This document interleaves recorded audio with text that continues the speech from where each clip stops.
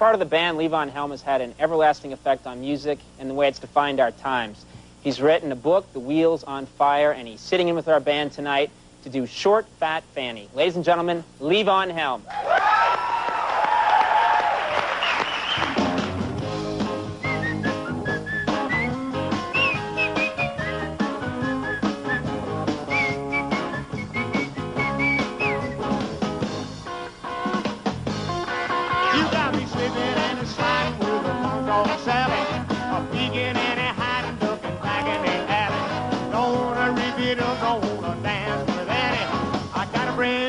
Her name is Short Fat Fanny.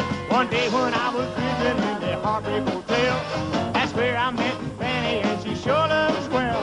She told me that she loved me, she'd never leave me. She put her arms around me and gave me fever.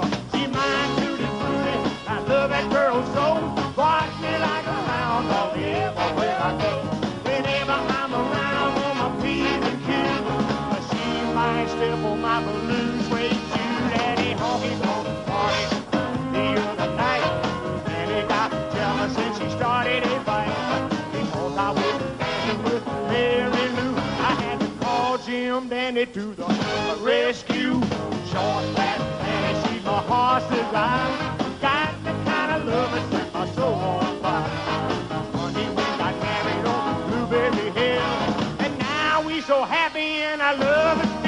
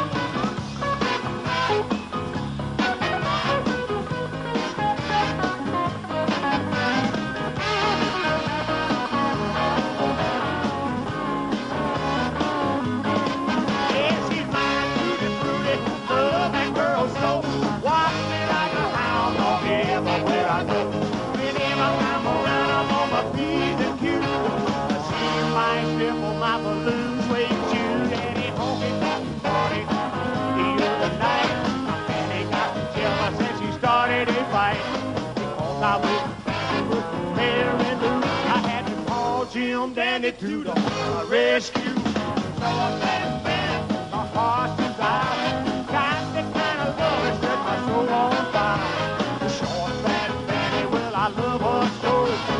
I'll never let Short, fat Fanny go.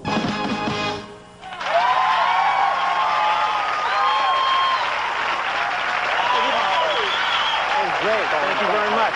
We'll be right back. We'll talk to Levon Helm. Thank you.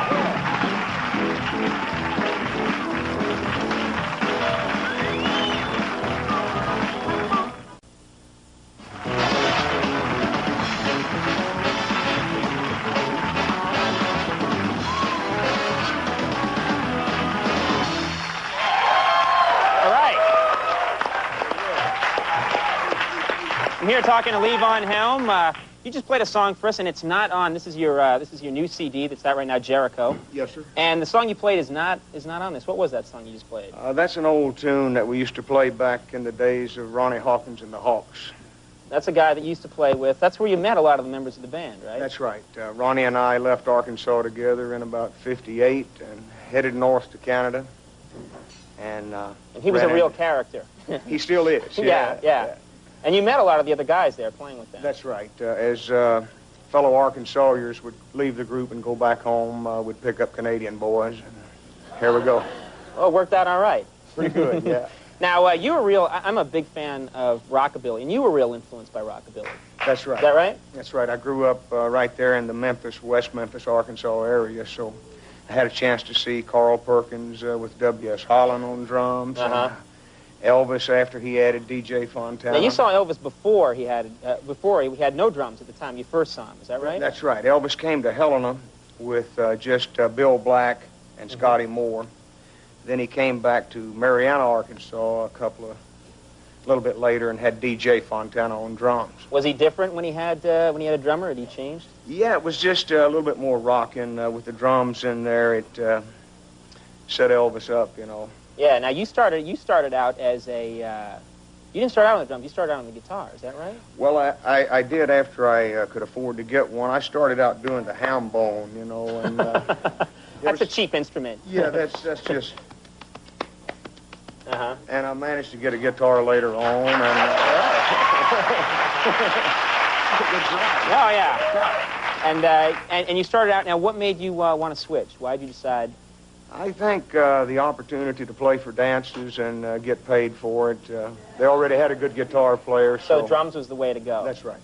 Now, you started out. I read this in a review.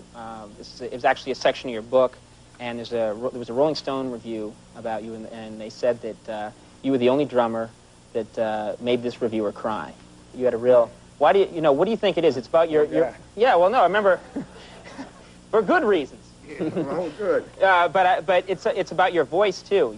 A lot of the songs that you sing, your voice has a real sadness to it. Have people commented on that a lot? Well, not a whole lot. It makes me cry on occasion, but just, you know, go till the end. I'm not a vocalist. I do it. I used to do it to give Ronnie a break, you know, just to kind of rest his voice, and I've just done it more and more. You don't consider yourself a vocalist, really? Not really. I'm better off in the rhythm section. Wow. No, I mean, there are a lot of, I guess some of the, the best-known band songs. You're singing on them. Well, I'm helping out, but yeah. That's just because we ran short of vocalists. Right. Well, no, I used to, years ago, I used to try and play the drums a lot, and one of the reasons I stopped is I like to sing, and I couldn't do it. And is it difficult? I don't think so. I think if you start out playing and then sing in your head, then you start with some background vocals, and eventually, you take the lead every now and then. Right. Now, you in the last waltz, it's the swan song for the band. Yeah. When you watch that movie now, was that a real sad time for you?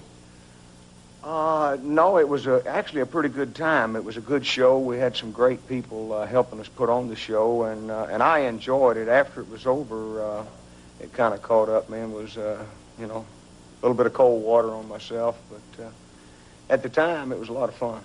Now, you guys had been together for so long. I don't know if people realize how, by the time you did the last waltz, you'd been together how long?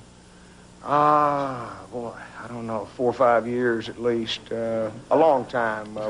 We finally got a recording contract in about '68. Right. So but you'd been playing together for a long time before that. We had been playing since '58. Right. So there was a real feeling like it's time to move on.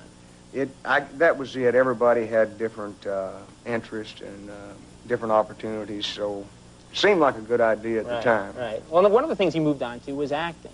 I got lucky, yeah. I heard you were working on a role and you shot yourself. Yeah, that's right. It's funny, when it's not you. Right. I can laugh. Yeah. Tell me about that. Well, I had gotten a couple of movie roles, and they were good shows. So the fringe benefit is that you get asked to do another one. And the word came down that Willie Nelson was going to do a Western. It was going to be a big shoot-'em-up, and that I was going to be in. And the next thing I know, I had my quick-draw holster on, and I'm out in the woods. And you used real bullets? That was the boner. Don't do that. Yeah, I know. Use blanks next time. I will. All right, well, listen, thanks very much for coming on. This is a real treat. We're step away, and we'll be right back.